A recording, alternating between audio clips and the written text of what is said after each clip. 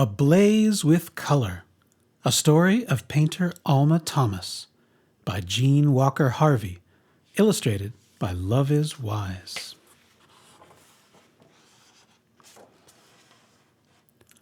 Alma always felt her best when she was outside soaking up the sparkling colors of nature.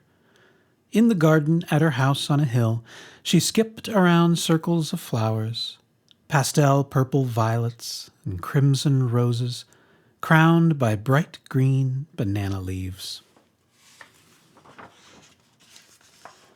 She fell back on the grass beneath poplar trees and gazed at quivering yellow leaves that whistled in the wind. Alma waded in the blue hues of a brook and basked in the warm glow of sunsets. Alma was always on the go, never wanting to sit or cook or sew like her three younger sisters. She wanted to make things that she could hold. Alma scooped up moist red clay from the banks of the nearby stream. She shaped small bowls and cups to dry in the sizzling sun.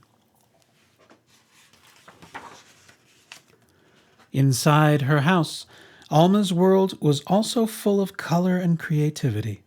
Her mother designed dazzling dresses, singing as she sewed. Her aunts painted petals and patterns, and Alma dipped her brush in tiny pots. Although Alma felt joy at home, she and her sisters were sad they couldn't attend the school just 2 doors away, the white school. And they couldn't enter museums or the town library. So Alma's parents filled their home with books and created their own place of learning. They invited teachers into their living room to talk about people and places around the world, famous stories and ways of thinking. Even though Alma didn't understand all that was said by the grown-ups, she watched and listened. When Alma turned 15 and couldn't attend the local high school, her family decided to move to the north, away from the injustices of the South. After the train crossed the state border, Alma's mother told her girls to take off their shoes and shake out the Georgia sand and never go back again. The family moved into a house in Washington, D.C., where Alma would live for most of her life. A house with a flower garden, a patch of nature that always made her happy.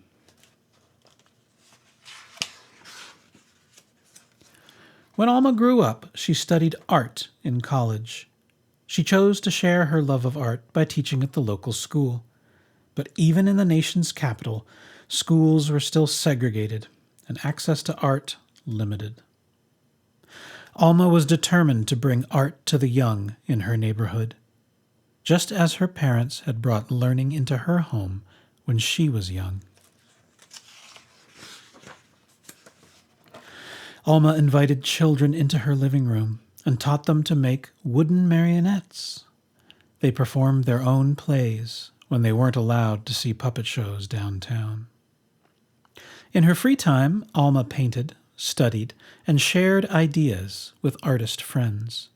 Sometimes their work was exhibited together. Mainly, though, she devoted herself to helping children, leading field trips and art clubs, and setting up the city's first gallery in a school. Finally, when Alma was almost 70 years old, she stopped teaching and focused on her own art.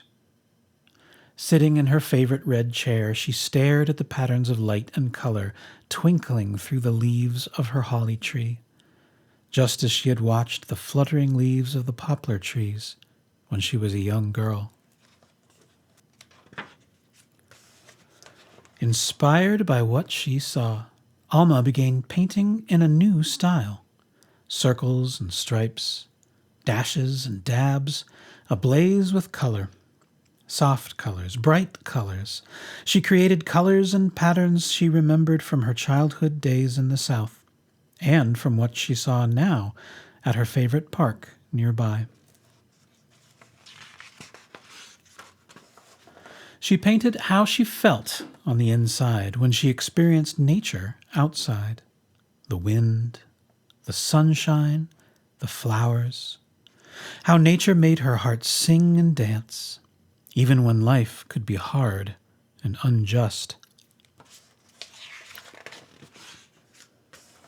Alma imagined soaring high in an airplane, even though she had never been in one. Gardens and trees below became streaks and smudges. Amazed by space travel, new at the time, Alma envisioned traveling aboard rockets with astronauts. The starry sky and zooming spaceships glimmered as dashes and swatches. Galleries began showing Alma's new artwork, and then the unexpected happened.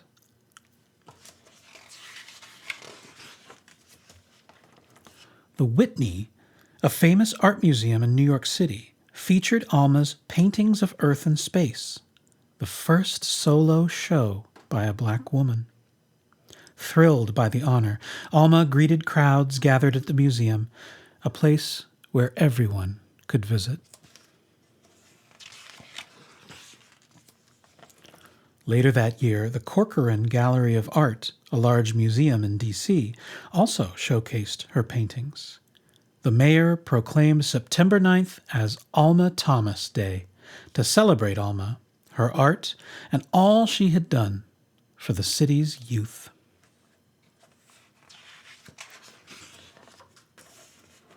Sadly, Alma didn't live to see the momentous day when the first black president and First Lady chose Alma's painting as the first artwork by a black woman to be displayed in the White House, the home of the president's family, and a symbol of the American people.